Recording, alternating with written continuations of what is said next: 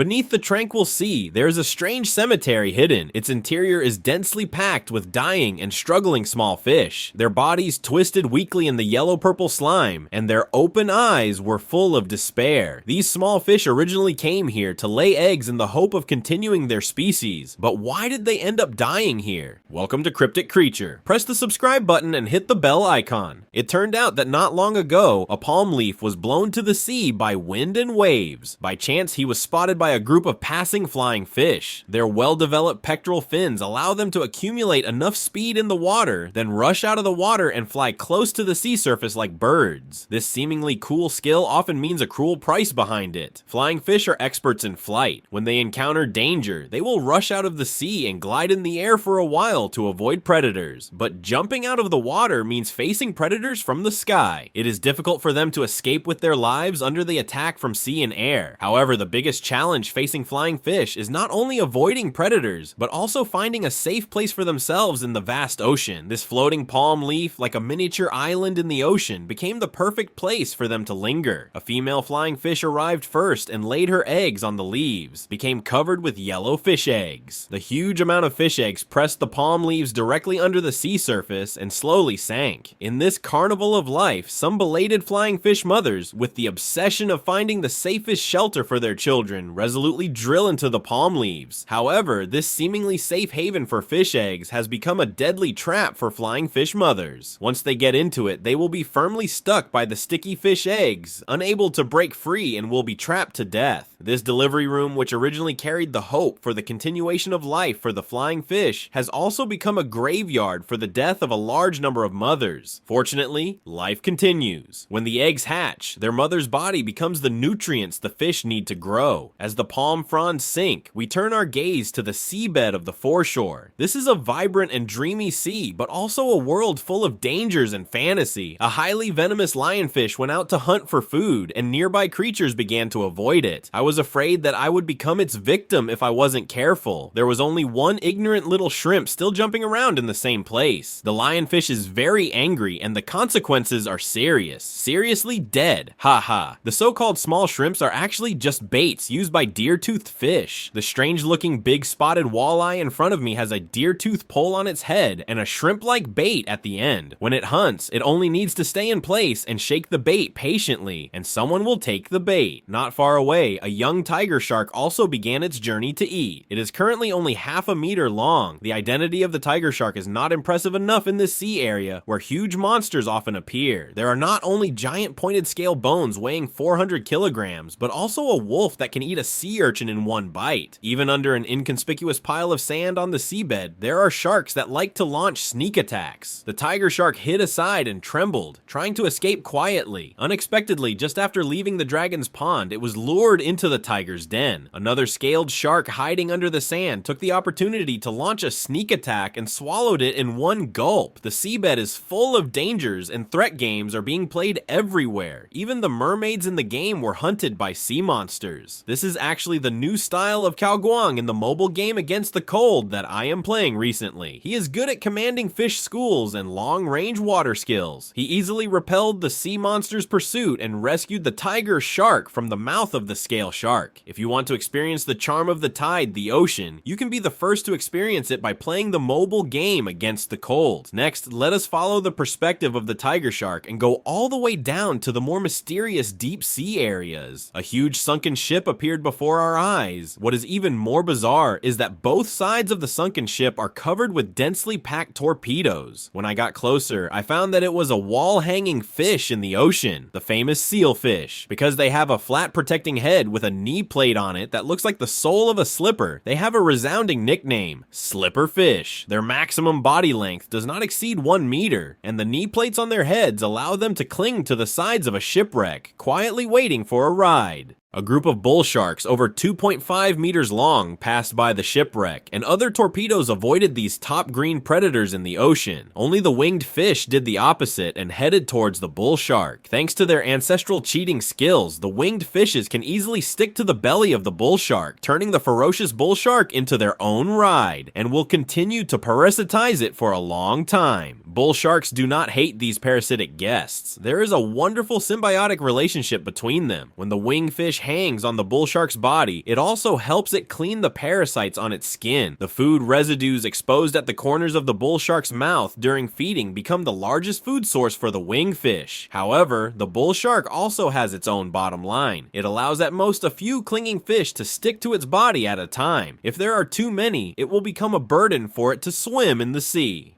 This leads to limited seats for the ride, and some winged fish that don't have time to get on the bus can only wait for the next trip. Fortunately, the bull shark was not the only visitor to the shipwreck. A huge floating dung beetle slowly came over, and its flat body provided more bait for the winged fish. In the following period of time, these winged fish will continue to follow their hosts around the world until the host can no longer provide them with sufficient food. Then they will choose to get off and look for new hosts to parasitize.